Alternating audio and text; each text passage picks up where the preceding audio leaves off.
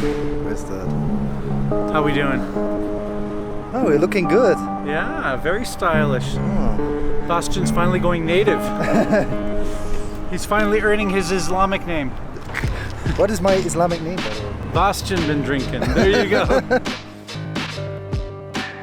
I just remembered that there was something really fascinating I wanted to see here, and it has a name. It's called Shug, which in Arabic means the tear. And it's right over here. Basically, you have this flat, beautiful landscape, and all of a sudden there's this canyon that's just torn through the middle of it. It's really quite striking. Woo! Woo!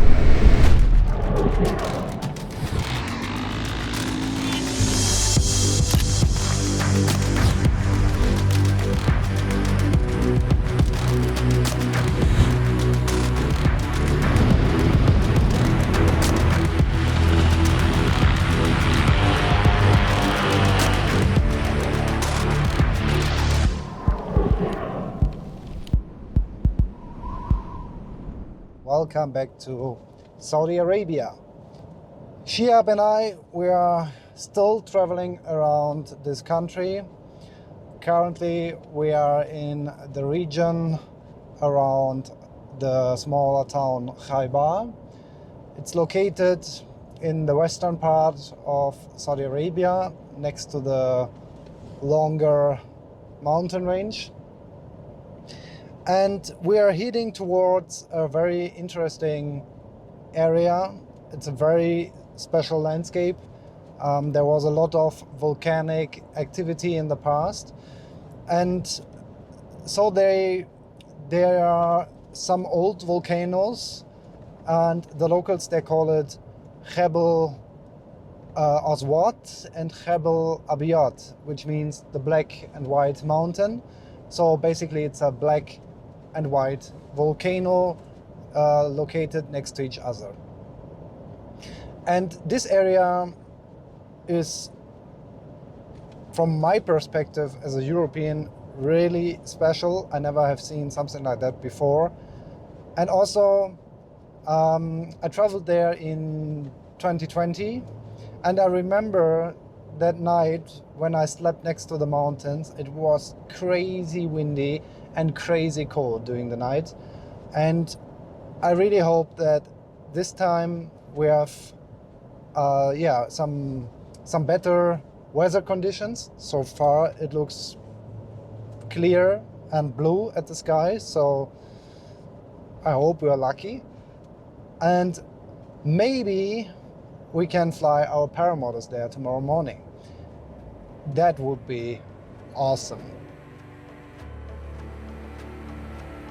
Harrat Khaybar is a volcanic field located north of Medina. The White Mountain, at an elevation of 2,093 meters, is the tallest volcano in Saudi Arabia. It preserves its appearance by silica. Depending on the light, it gets a different shine. All right, take 3. Wait, and go. Hi, here we are, Jebel Aswad, or the Black Mountain in English.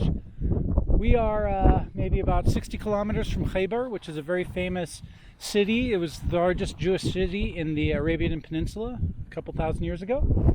And we're now at the volcano. The sun's setting. The temperature is dropping like a rock. The wind has picked up. I mean, just an hour ago we were sitting out in the sun in a t-shirt. It was really warm. Now it's blustery and cold, as this place is very famous for. Anyway, I'm about to show Bastian why we should not be flying over the volcano, because as you approach the volcano, the lava is like a field of giant broken sheets of glass. Man, this wind. It's really like being on Mars. It's very hard to describe. These Harwas are good, man. The basaltic lava fields of Harrat Khaybar were formed by a series of eruptions over the course of 5 million years. These eruptions took place along a series of volcanic vents stretching over 100 km north-south linear vent system. It must be fantastic to fly there.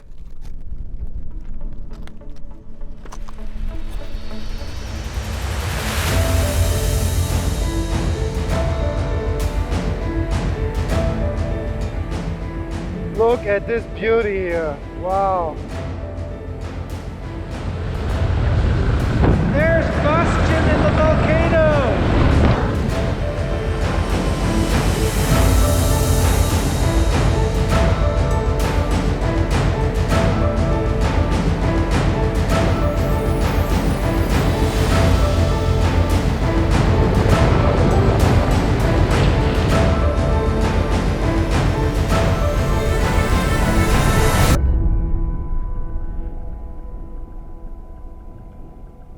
Alright, perfect. Landing. Okay, kill the wing.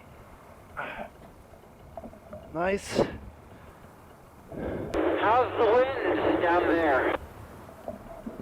It's perfect for landing. It's much more than in the beginning in the morning, but it's very nice for landing.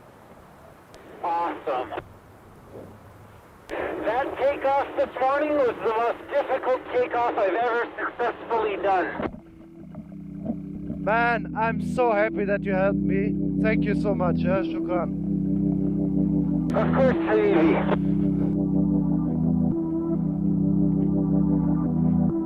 Nice one. Next to the car.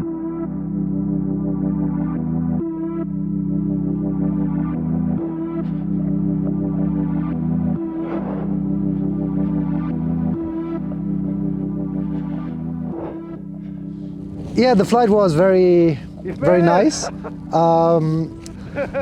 The takeoff was very demanding for me. That was crazy, huh?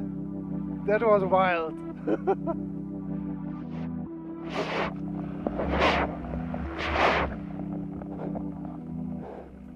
Impossible! Impossible! Fuck it! So I tried 4 times to get airborne, and there was 0 wind, and you know, running on this volcanic gravel on 1,600 meters, and I think this combination of everything made that takeoff very hard for me. And then on the last try I really pushed hard, full power, everything, and then I ran forever, I guess. And then I made it up into the air here. You did awesome. I've never seen anyone run so fast in my life. Thank you, man. Yeah. So, and then once we were airborne, what'd you think? Yeah, so the wind picked up quite fast, and it was bumpy on some parts, and we were following the lava field on the side. We don't wanted to cross it for safety reasons, so we crossed it on a smaller area, and then went to this white volcano. And as soon as we arrived there, for me it was wonderful. I could see the spot where I camped 2020. I remember the wind conditions last time during the night. It was like a storm, and I'm so happy and so glad that we had the opportunity this morning to do it. And when that white volcano comes closer and closer, you know, that huge, beautiful thing, like an artist draw it, that was awesome. And you know, when you pass by, that was a so wonderful moment when you see this small glider in front of this huge volcano, and we went into the caldera and fly there around. Oh, wow, awesome, I love it. Yeah, it was awesome, I love it too. Where are we going next? Yeah, where are we going next? We're heading towards south. I think it's about 2 hours drive from here or something like that.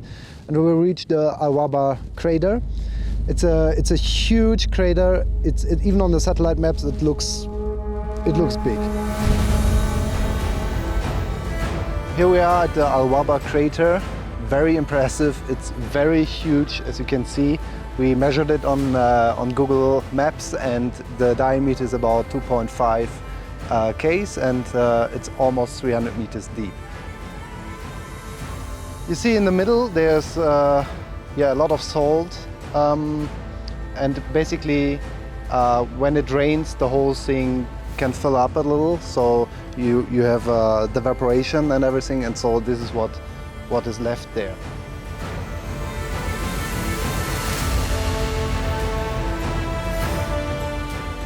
The mountain range in western Saudi Arabia is a paradise of scenic and cultural treasures. And the oasis of Al-Ula, the ancient city of Hegra, has over 100 tombs from the era of the Nabateans.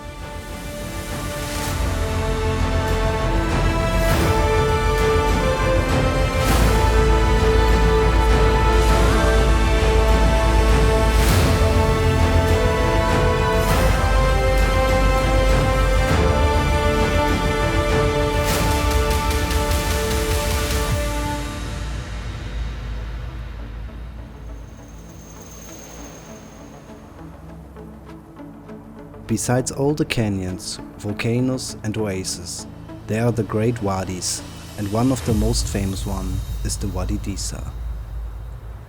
A wadi that already looks impressive on the satellite map.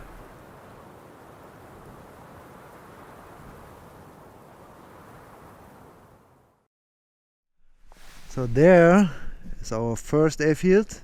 Then you have a power line here, which separate the two airfields, and here Airfield number 2.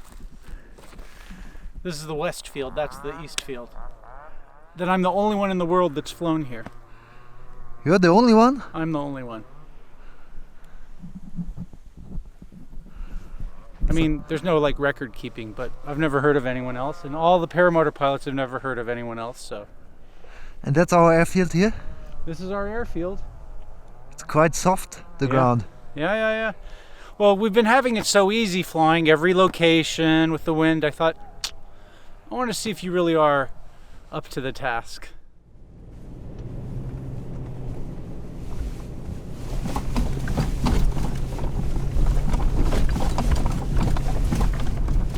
Holy cow. For safety reasons, we had decided in the wadi, at least today, not to fly, and so we explored the wadi from the ground. Temperatures are mild in winter and warm in summer, and a small river flows into the wadi, so the region is very suitable for growing plants. So the roads are not always good to drive on, which became clear to us when we met two locals who got stuck with their pickup. Hey guys. Assalamu alaikum. Fortunately, we have recovery belts with us and we are able to help them quickly.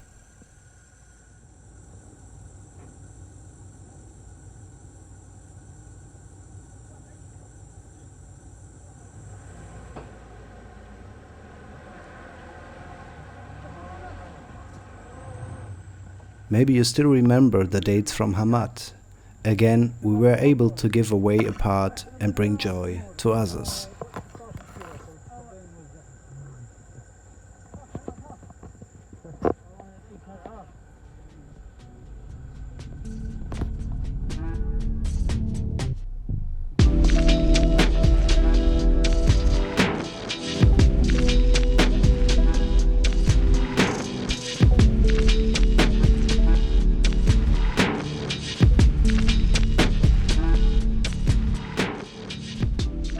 The wadi winds through this rocky and rough landscape, and it's a pleasure to follow it. Again and again, small farms can be found between the slopes. Like nomads, we travel around this country and explore the many desert treasures in our own way.